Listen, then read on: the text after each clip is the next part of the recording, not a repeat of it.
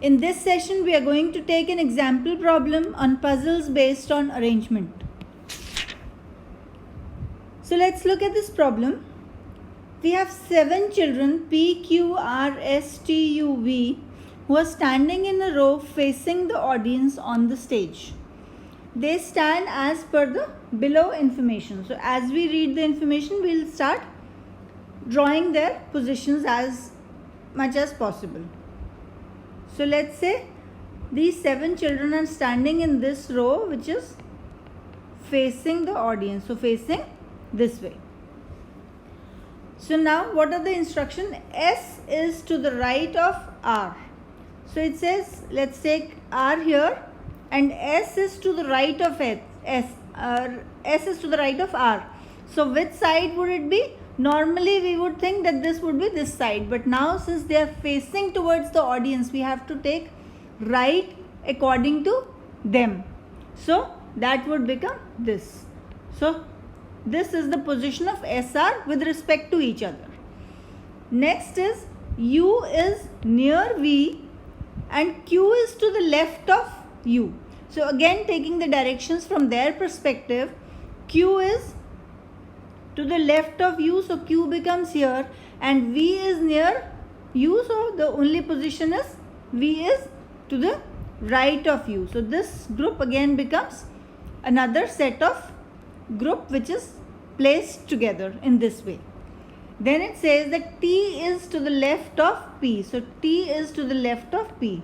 So now we have these 3 arrangements of these, out of these 7 people, these 3 arrangements we know. Now we have to place them with respect to, place them together. So we, as of now, we don't know how they're placed with respect to each other, but we know that these are the 3 arrangements which have to be true.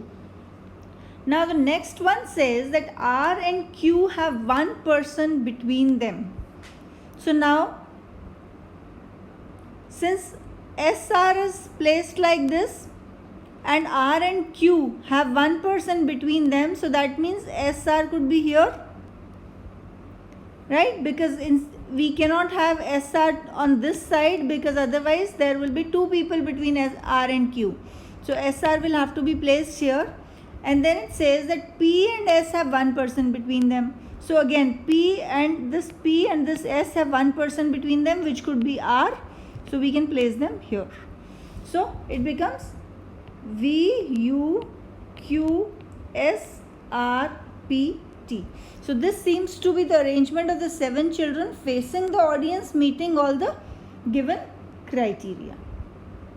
Now, based on the information that is given, we first made these subgroups, and then based on the remaining information we tried to place them together. And since here we had 2 information given about you, that is how we could place them.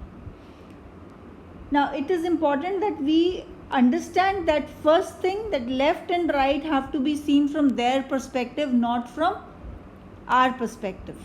And the second thing that we need to understand here is that we cannot define where do we start from in these kind of puzzles, where they are, these are mostly, as I said, paragraph questions with multiple questions associated to that paragraph. Here we have to see how the information is given, and the information obviously will not be given in a very straightforward way. So we cannot define that we start to draw from any one position. So as the information is, we have to make a judgment as per the nature of information and then place them accordingly. Now that we have already placed the 7 children, now we will see what are the questions. The first question says, who is on the extreme left? Now if we are seeing this group of students standing, this group of children standing and facing this side, who will be extreme left? From their perspective, it would be T.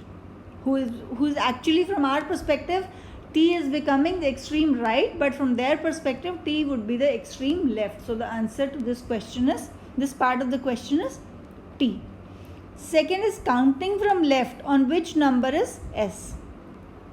So since it says counting from left, we have to start counting from this end. This is the leftmost position according to the way they are standing.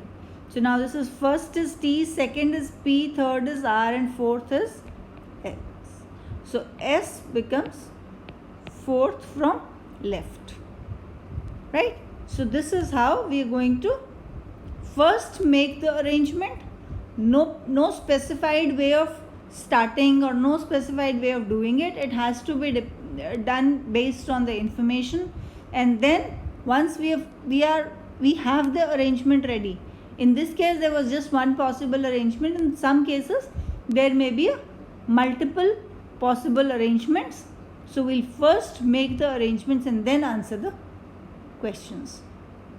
Now we'll be taking up another couple of examples in the next sessions. Friends, you can visit us at our Cool Smart Learning website and subscribe to our YouTube channel to get updates on the new sessions.